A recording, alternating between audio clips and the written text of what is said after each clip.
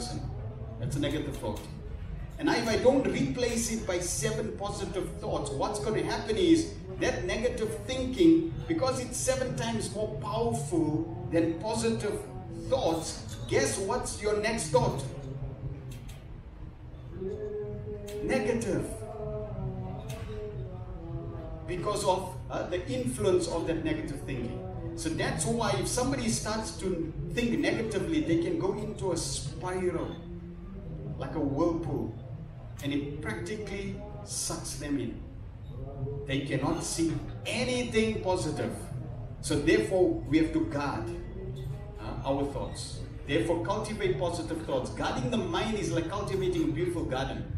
Just as a gardener carefully tends to the plants, removing weeds and nurturing the flowers, we must actively guard mind against negative thoughts and cultivate positive ones. By consciously sowing seeds of positivity and regularly tending to our thoughts, we can create a mental landscape that blooms with optimism, resilience, and Krishna consciousness. And it's not that it's done, once a week. No, it has to be practically 24 hours. Vigilantly, you need to watch your thoughts. And as soon as a negative thought is there, we need to check it. One of my teachers in Vrindavan, His Grace Burijan Prabhu, he was mentioning how he had to, do the service of being a teacher and teach children, Gurukul, small children. Now, if you had the experience of teaching young children, they are naughty, and that's a good sign because they're children. So he was there teaching, and boy, were they naughty.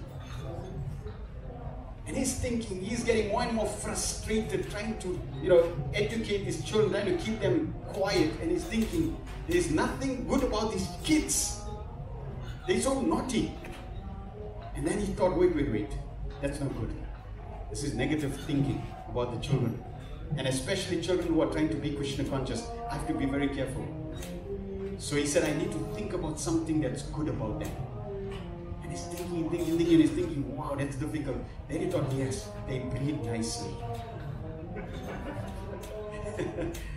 So that's, and he was thinking, that's not like, real philosophical and, but just the fact that they breathe nicely. That is positive. That will change the perspective, rewire your thinking. So very, very important. And you will find, they do this experiment, they have a whiteboard and the teacher puts a black dot in the center. Then he calls his students and he says, what do you see? And guess what everyone sees? The black dot. Every single person, there's a black dot on the white screen. Black dot, black dot. Wow. You all seen the black dot. Can't you see a big white screen? See, because we are programmed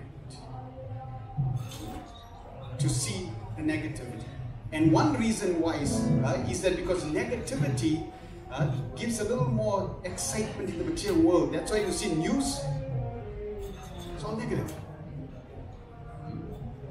Yeah, all negative.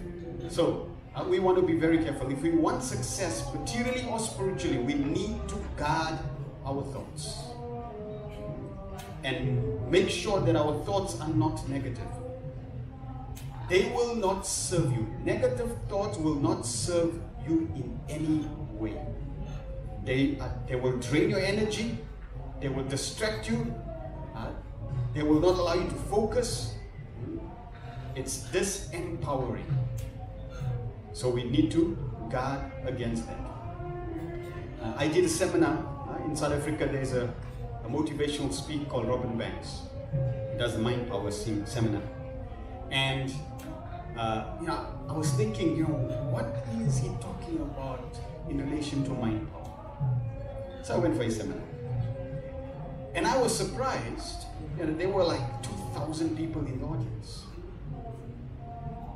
And he's speaking about the mind from Bhagavad Gita,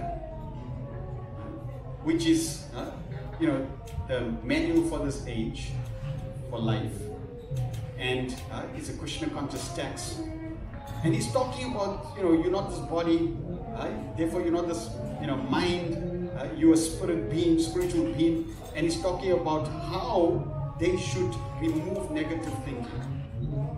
So first, just be conscious, be aware of your own thinking.